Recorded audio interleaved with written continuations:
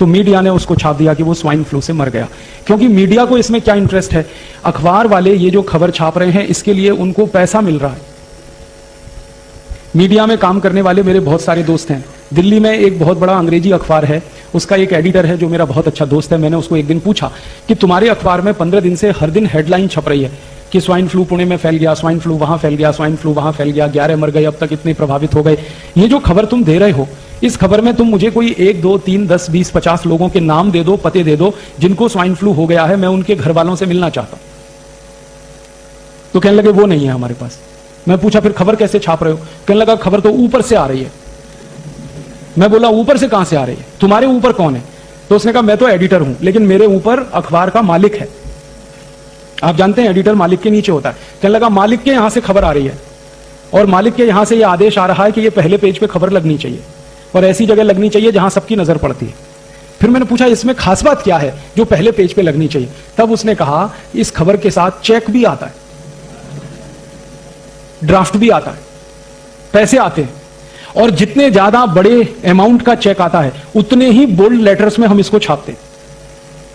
फिर मैंने पूछा भाई तू ये बता कि कौन देता है ये चेक और ड्राफ्ट? तो उसने कहा एक कंपनी देती है। वो कंपनी कौन है? तो उसने तो मुझे नाम बता दिया, मैं नहीं बताऊंगा आपको। उसने कहा कि एक अमेरिका की कंपनी है, वो हमको चेक देती है, ड्राफ्ट देती है। उस कंपनी का क्या इंटरेस्ट है कि तुमको खबर छापने के लिए पैसा दे रही है? तब उसने मुझे बताया, मैं तो हैरान हो गया। उसने कहा कि ये सब खबर जो छप रही है अखबारों में ये प्रायोजित है। प्रायोजित खबर का मतलब समझते हैं? एडवर्टीजमेंट। जैसे जाहिरात छपता है ना, तो जाहिरात के रूप में खबर छपती है, खबर ही जाहिरात होती है। आप इस बात को समझ पा रहे हैं? खबर ही जाहिरात होती है और खबर को जाहिरात की तरह से छापा जाता है क्योंकि उसके लिए पैसा आता है।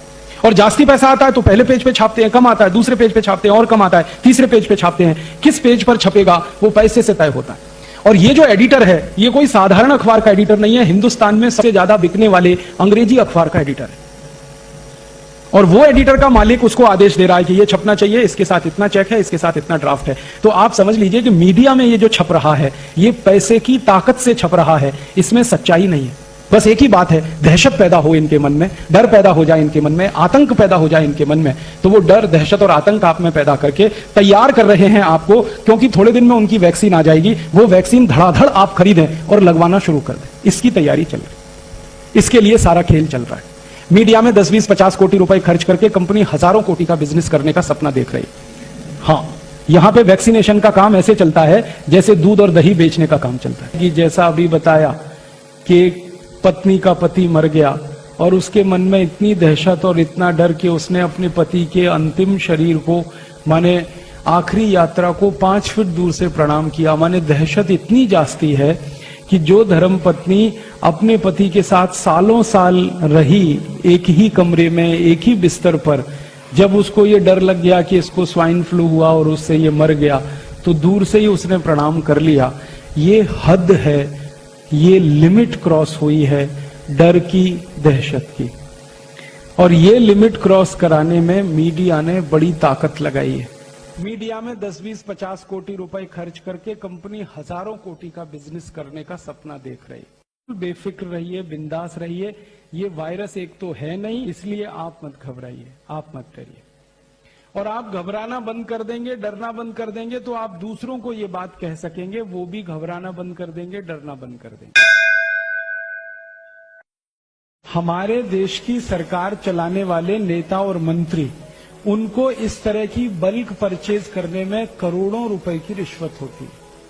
जब वो उस कंपनी को प्लेस करते हैं ना ऑर्डर, उन्होंने 10,000 कोटी का ऑर्डर दे दिया, तो इसमें से कम 1000 से 1500 कोटी रुपए मंत्रियों की रिश्वत का फिक्स हो जाए। अभी चर्चा ये चल रही है कि हर एयरपोर्ट पे मशीनें लगाई जाएंगी, उनमें से आदमी को गुजार कर टेस्ट करेंगे। वो मशीनें लाखों करोड़ों रुपए की हैं। तो उनका ऑर्डर किसी कंपनी को दे दिया सरकार ने, उस ऑर्डर का 10%, 15% मंत्रियों को मिल गया हिस्सेदारी के रूप में, अधिकारियों को मिल गया। तो सरकार का वेस्टेड इंटरेस्ट ये होता है कि खूब रिश्वत इस तरह के कामों में मिलती है। मैं आपको एक पुरानी जानकारी देता हूं। आपको याद है 14 साल पहले सूरत में एक अफवाह उड़ी थी कि प्लेग आ गया, प्लेग आ गया, प्लेग आ गया, याद है? उसका दुष्परिणाम क्या हुआ कि पूरे सूरत की टेक्सटाइल इंडस्ट्री बंद हो गई, पूरे सूरत की। 14 दिन तक सूरत में एक कारखाना नहीं चला, एक पैसे का प्रोडक्शन नहीं हुआ, सारे कारखाने ठप हो गए, मजदूर भागकर सब अपने गांव चले गए क्योंकि सबको दहशत और डर बैठ गया। उतनी देर में परिणाम क्या निकला? भारत में कपड़े की कमी आ गई। तो सरकार ने क्या किया? परदेशी कंपनियों को कपड़ा भारत में बेचने का ऑर्डर देना शुरू कर दिया। तो परदेशियों का अंधाधुंध कपड़ा बिका। और उसके बाद 14 दिन के बाद फिर खबर आई कि प्लेग नहीं है, वापस लोग आए। लेकिन वापस आने में 6 महीने लग गए और फैक्ट्री चलाने में 6 महीने लग गए। 6 महीने तक भारत का बाजार विदेशी कंपनियों ने कपड़े से भर दिया और पूरे खेल में 14,000 कोटी का नुकसान भारत देश को हुआ। ये 14 साल पहले सूरत में हुआ था।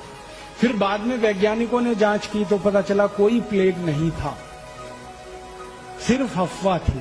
और वो अफवाह उन कंपनियों ने फैलाई थी जिनको भारत में कापड़ बेचना।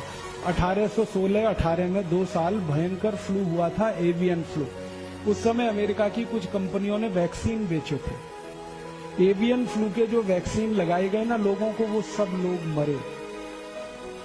और कितने लोग मरे मालूम है? 4.5 करोड़ सारी दुनिया में। माने 4.5 करोड़ लोगों को अमेरिकन कंपनियों ने जो वैक्सीन लगाई वो सब मर गए, और जिन्होंने वैक्सीन नहीं लगाया था वो सब जिंदा रहे। और ये खेल सिर्फ बीमारी का नहीं है, ये खेल एक युद्ध का हिस्सा है। और ये युद्ध जो है ना, आर्थिक युद्ध है। कुछ युद्ध होते हैं वो सैनिक युद्ध होते हैं। सैनिक युद्ध में हमारी सेना दुश्मन की सेना से सीधे लड़ती है बॉर्डर पे। लेकिन कुछ युद्ध होते हैं जो आर्थिक युद्ध होते हैं, जो आपके बाजार में लड़े जाते हैं, जिसमें कोई विदेशी कंपनी आके एक झटके में आपका 4,000 कोटी का नुकसान कर देती है और वही कंपनी और 10-20 हजार कोटी वहां से लूट के ले जाती है। ये आर्थिक युद्ध है। अब इस आर्थिक युद्ध में सैनिक आप हैं। सैनिक युद्ध के सैनिक बॉर्डर पे हैं।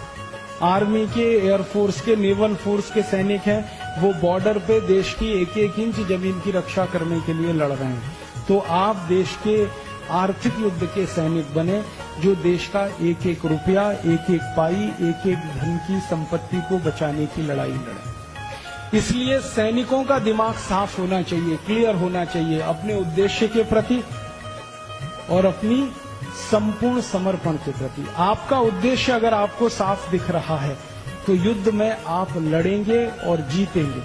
और अगर आपका उद्देश्य ही आपको साफ नहीं दिख रहा है तो लड़ेंगे तो सही, लेकिन हारेंगे।